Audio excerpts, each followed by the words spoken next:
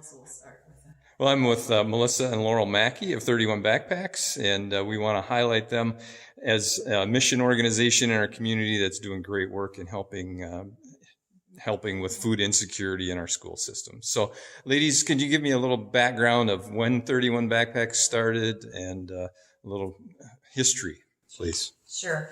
Back in 2012, apparently there was a program, I believe it was on the Ellen DeGeneres show, about a backpack program that I think was in Arizona. One of my mother's sisters called her, to make a really long story short, and said, you know what, I bet there's a need in the copper country and you should do this. So here we are. We did incorporate in May of 2012, and our first deliveries went out in the fall of 2012 was when we started delivering to CLK schools.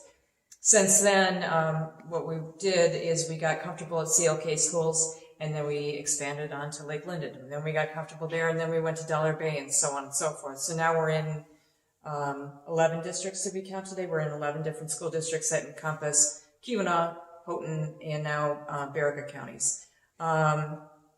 We cater to in the neighborhood of 250 kids a week. Plus we have the upcoming spring break. We also cover the spring break and the winter break. I don't think any program in the country does that other than us for those extended breaks. If you can imagine going without food for 2 days, imagine going for 9 days, sometimes it's as long as 16 days. So we are in the process of gearing up for that, along with keeping up with our weekly pack, which we just did. And every Monday we send out an email to our contacts. Every school building has a contact person, an employee that identifies the students. And I believe that they identify them by family income or just knowing the kids need food. No questions asked. Every Monday we ask if there's any changes. They send us changes if there are, or just say, no, we're good. And so we make up the spreadsheet for each school building, and it changes every week. We're up, we're down, kids move, families move. Some kids say, I no longer need it. Whatever the reason is, we don't know. We don't know any of the students. We couldn't name any of them if we had to, and that's the way we like it. The tubs with the bags in it are actually brought to each school building by volunteers, and someone at the school takes the bags and puts them, hopefully this is what's happening, in the kids' backpack in their locker. We actually don't touch backpacks. We thought we were going to, but there's no need to do that. So the bags are put in the kids' lockers while the students are in class. Or at least we hope that that's what's happening. That's and what anti-bullying is right. The game. We're not trying to single anybody out, which is why we ask that we really, with very few exceptions, know the kids in school. We don't need to. We just need to know that there's a need, and we fill it up every week. So we qualify to buy from the food bank, Western Upper Peninsula Food Bank on Sharon Avenue. We are a 501c3, and Melissa and I go in quite often and shop the very cold warehouse. It is not heated. But if that 88-year-old guy that runs it, Jerry, can do it, we can do it too. So we are looking for very specific items. They have to be items that are small enough, because these bags have to fit in very small backpacks for 5-year-olds. And it's got to be an item that a 5-year-old can prepare for themselves, because they may not have the help at home. We don't know that. We've heard stories. So as you see what we were packing, you'll see that it's items that are pretty easy.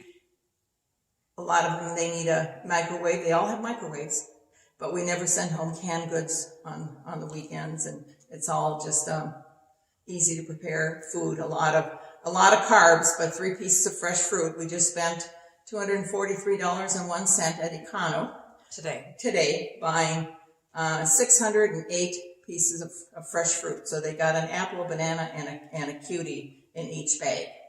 And most of that got used up this week for this week's pack. It all goes out, yeah. We buy just about as much as we need every week. Yeah. We buy fresh.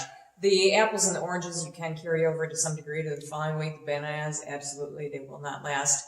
Learning process as we've been going through it, it does get cold here in this area. You can't leave that fruit in your car overnight, for example. So, you do that once and you don't make that mistake again. So you'll notice that some of the apples and oranges were left over because we're roughly guesstimate that, but the bananas are pretty darn closely counted every single week. So I did notice that. I always count the bananas at Econo, and you can imagine filling up a cart full of bananas, and every week someone will come up and say, what are you doing? 98, 99, 100. We're buying for 31 backpacks. I'm counting. I want to be exact. It's really hilarious, but I love doing that because it opens up the conversation about what 31 backpacks is doing for the community. People always ask us too, where did 31 backpacks come from? The name? When we started, we thought we were going to have to supply the backpacks. It turns out the Angel Mission does that for most of the kids at the beginning of the year with their back-to-school backpacks. So they're getting the backpack and they're getting their back-to-school supplies, pencils and crayons and paper and that sort of thing. So they take care of that part. But we thought we were going to have to do that Supply the backpacks. in the beginning, and it was May, and that is not a really good time for buying back to school backpacks. I mean, you can find some really nice hiking backpacks, but we didn't want to spend that kind of money, and certainly kids don't need that sort of a thing. And we were a little bit panicky, so we were in communication with the superintendent at CLK schools, and we were also had a meeting with our attorney to incorporate that day and had not picked out a name. And my mother emailed Daryl Pierce, who it was at the time, and said, how many backpacks do you think we're going to need? And he just wrote back 31 backpacks. That was it. I said, okay, that's what we'll call it. That's where we'll start. We never had as few as 31. That was a rough guesstimate for a start. I think we started with 35 kids the first week that we went out. And like I said, now we're hovering around 250. When we first started, we were able to actually shop at the grocery stores and buy off the shelf. We can no longer do that. We have to order. We order from, like I said, the food bank. Louise Fresh Market in Lake Linden gives us the deepest discount they can, and he delivers to this church and puts the products where they need to go, which is huge because we also have full-time jobs. So it's wonderful. And we do buy the fruit, like I said, from Econo, and Pat's Market helps us out a little bit with some bags and that sort of thing. One other thing that we do is we do maintain a full pantry up at Horizons, which is the alternative high school up in Mohawk. It's part of the CLK school district, but we became aware that they had a more significant need on pretty much a daily basis in talking to some of the people that work there and the truant officer, et cetera, et cetera. So we have a full pantry up there. It's open all the time. Any of the kids at that school can come and go and take things. The other really nice thing that happened for them recently is a donor, not us, donated $300,000 to the school, and they were able to build a shower facility and laundry facilities. And a gym and that sort of thing. Right. Some activities for the kids. And some of these kids did not have access to being able to take a shower. I mean, they're couch surfing, doing their laundry. And so not only are we providing food, but we're providing laundry detergent, body wash, towels, washcloths. And then we started thinking, well, what do these kids do when they wash their clothes? What if it's their only set of clothes? So they have sets of sweatpants and sweatshirts, so they have something to change into so they can do their laundry. Yeah, that was a one-time thing. That was just a one-time thing that we needed to do. But now those kids, they have a reason to come to school. You know, the attendance there has been gone up. They just don't. They like coming. There's food. They can take a shower. They have a pool table. It's just wonderful. If you ever have a chance to go up there, call ahead and you'll be amazed. So it's more than just their education. It's kind of a hub for helping with all of life. They're from Ontonagon, Houghton, Keweenaw, Baraga counties. They're bused in. They're not just Calumet kids. They're kids students that just aren't making it in the mainstream for whatever reason and need a little additional help. Their numbers are, including the homeschool kids, they're over 70, which is capacity for that school. It's more than what they're supposed to have, but because they have kids that are online learning, it's been fine. How long have you had that pantry there then? It's been about 7 years now. Oh, okay. And it started out small. What's really fun, Scott, is the students call me Grandma Maki, and they place their orders. Could you bring? When my vehicle, Melissa's vehicle, when we pull up at the school, the principal knows we're coming, and so does the secretary. But I swear they have a honing device on my vehicle because the classrooms empty out, and they're unloading my vehicle to see what Grandma Maki brought for them. Yeah. It's my favorite school to deliver to because they're so helpful and they're so excited about everything that comes in. And I just was like, take it out and put Cool. it in your room. And they take care of it. But yeah, so that's one of my favorite schools to visit. Could you give like a real brief run through of like the typical pack for the week, not the Everything that we do. Yeah, like the process that you go through. Yeah. Right. So we finally are at the point where we can keep an inventory. So we know what's in the pantry. That took us a while to be able to do that. And every Monday, when we have the final numbers for that week, we make up a menu. We call it a menu for Dan Maki. Everybody knows Dan Maki. Dan comes and pulls the products and sets them out. You saw that in the tubs and has them ready for the pack group. And so we rarely pack the same things every week. It depends on what we can get at the food bank. So it's all set up and we form an assembly line and we pack differently for elementary age kids because they eat less, they can carry less. We realized that middle and high school kids had bigger appetites. So we pack, the number was 132 white bags for the elementary age kids. And then we switch over to the yellow bags and we do the color coordinating so that when the bags get to the schools, the people, whoever is at the schools knows that goes to middle and high school. They're heavier for the middle and high school kids. They can carry more. So it's like I said, a production line, and then we just put them in rows of 10 until we fill the quota for the white bags, and then we switch, like I said, over to the yellow bags. But when the white bags are filled, we fill the tubs. Every tub has an index card with the number of bags that go in that tub for that school building. When we finish with the white bags and the numbers on, then we do the same thing for the yellow bags. Oh, good. Yeah, one of the other things that we do is prior to coming here for our weekly pack, we do go to Econo and buy their fruit. Fortunately, they are accustomed to us being there, so they stock enough. They know we're coming. They stock enough. There was one week this year where nobody in the area had bananas because they all froze on the truck. Mm-hmm. Froze on the So all the kids still got 3 pieces of fruit each. They each got extra oranges. As you see, the tubs are filled. We have David Lipson, one of our volunteers, who will come and pick up the tubs for Calumet, Dollar Bay, and Lake Linden and bring them up to the school in Calumet. There's a committee, volunteers that come into Calumet and put a frozen peanut butter and jam sandwich in every bag, and then they distribute the bags to the 3 Calumet schools buildings. And a volunteer is up there helping that will take the tubs for Lake Linden and Dollar Bay and distribute those bags to those schools, just dropping them off, generally speaking, in the secretary's office. And nowadays they're coming and meeting us outside. They don't want us in there, and that's fine. And they're distributed. Then all the tubs have to come back. Artist Maki delivers typically to Hancock, Dan Maki to Adams Township, Judy Counts to Houghton.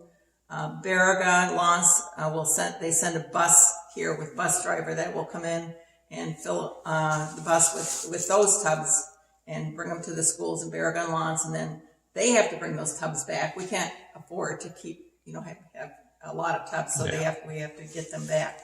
It works out very well. We certainly have learned a lot over going on 9 years that we've been doing this, and as you saw, it's a production line. It runs very smoothly. Everyone pretty much knows what to do. We have fun. Yeah. Every time I've helped, I'm amazed at how quickly it all disappears. It's all in bags. It's like there and everything's put back. And we have Terry Peterson, a retired math professor from Gogebic, that recycles the cardboard, takes that all out and brings it to the recycling and out in Atlantic Mine. It's just wonderful, the number of volunteers that show up and have their job and just go do it, and we let them do whatever they want, or they'll give us instructions. We have 4 team leaders. Melissa and I are 1 week, Artis and Dan are another week. Pastor Sarah from Semler Smith, yeah. Semler Smith. No. From Finlandia. Finlandia student chaplain, Yeah, and Darlene and Betty, who attend this church, are the 4th team leader. Yeah. So you're in charge the week that it's your team, and you hope volunteers show up. Yeah. Get it done. Get it done. Well, briefly, how could people help if they want to help?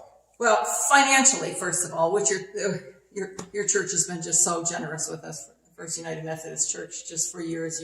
We really, really appreciate that. We go on faith, and the money comes in. Yeah. I just told you the story about how we got a check for $15,000.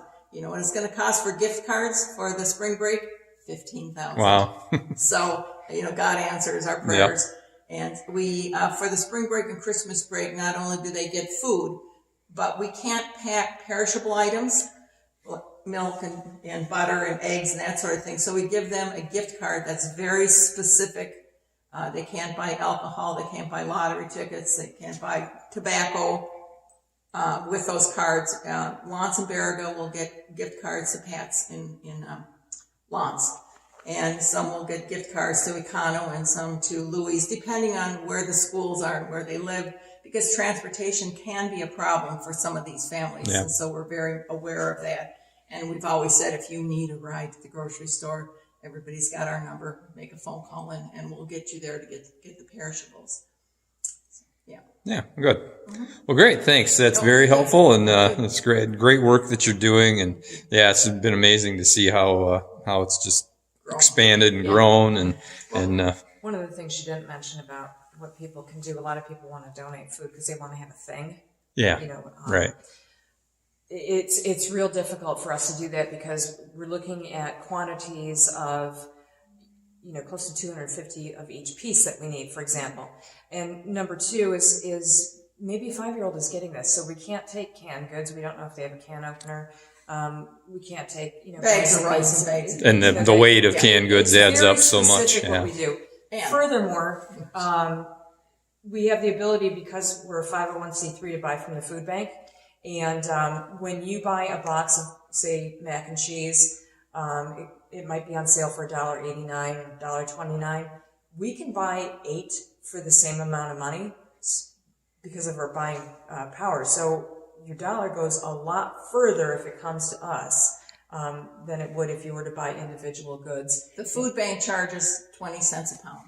Mm-hmm. And people have said, well, that's what? No, that's really inexpensive. Yeah. The kids up in Mohawk at Horizons, they have a microwave and they have a refrigerator freezer. So we're able to get them meat, which doesn't happen with the other kids because we don't have refrigeration or freezers. Here. And so when you think about filling up their freezer with pounds of hamburger, a pound of hamburger for 20 cents. Wow. Yeah. Okay? That's huge. That room we showed you, all the food we have back there, that came to just under $2,500.